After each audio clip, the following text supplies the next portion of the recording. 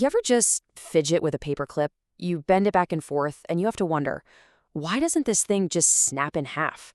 Well, today, we're diving deep into the secret atomic world of metals to figure out that exact mystery.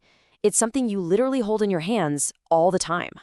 So take a look at this. On one side, you have glass just shattering into a million pieces, and on the other, a simple paperclip that just bends. Now, on the surface, they're both hard, solid materials, right? So why in the world does one deform and bend under pressure, while the other just completely gives up and shatters? The difference seems simple, but the answer is hiding deep down in their atoms. And trust me, it's absolutely fascinating.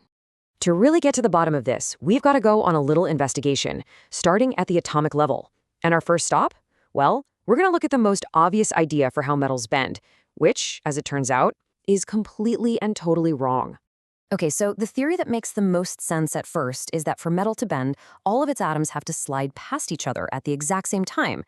Kind of like trying to shift an entire layer of a crystal all at once. But think about it.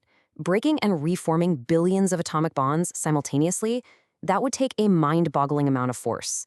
If metals actually worked like this, they'd be super brittle. They'd shatter at the slightest touch. So that brings us to the big question, right? If metal isn't bending by some massive brute force atomic heave-ho, then what's its secret? How does it actually pull off this incredible trick of being so flexible? Well, it turns out that metals have this sort of secret cheat code built right into their structure. It's a tiny, almost invisible imperfection that changes everything. And get this, it's not a weakness, it's actually their greatest strength.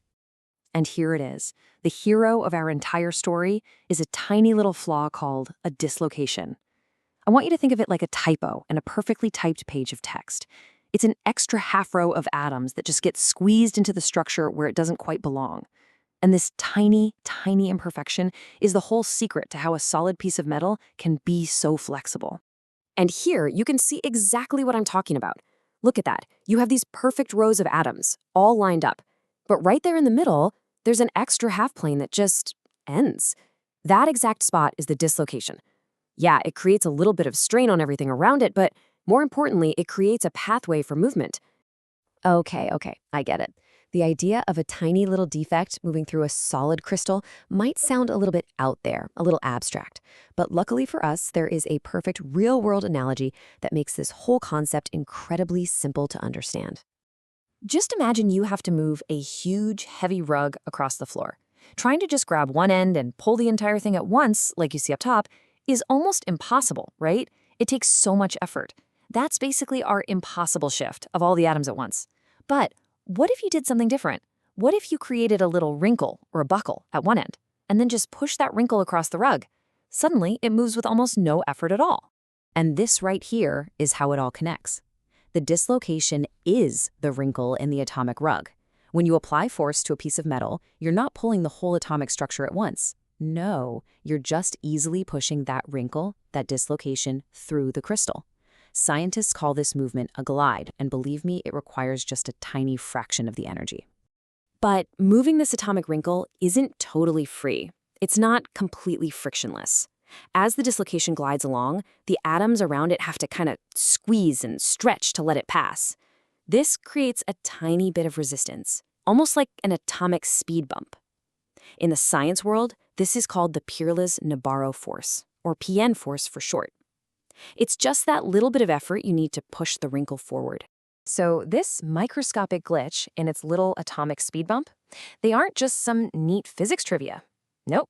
These are fundamental principles that engineers use every single day to literally build the world around us. This is where the science gets real. Seriously, every time you see a car part getting stamped out in a factory or a giant airplane wing being forged, what you're really seeing is engineering at the atomic scale. Metallurgists and engineers are basically masters at controlling these dislocations. By adding different elements, or by heating and shaping the metal in special ways, they can make it easier or harder for these little wrinkles to move. And that's how they design materials that can bend and absorb impact in a car crash, which is what keeps you safe. So let's just put it all together. The secret to a metal's incredible ability to bend is actually its own imperfection.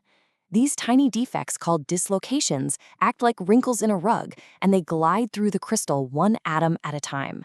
All they have to do is overcome a tiny bit of atomic friction, that PN force, and that allows the entire solid to bend and deform without shattering into pieces. Which brings us to one last really fascinating thought.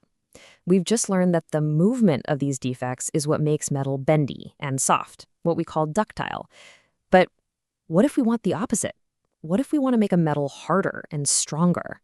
What's the secret to stopping these dislocations right in their tracks and creating a huge atomic traffic jam? Well, that's a story for our next explainer.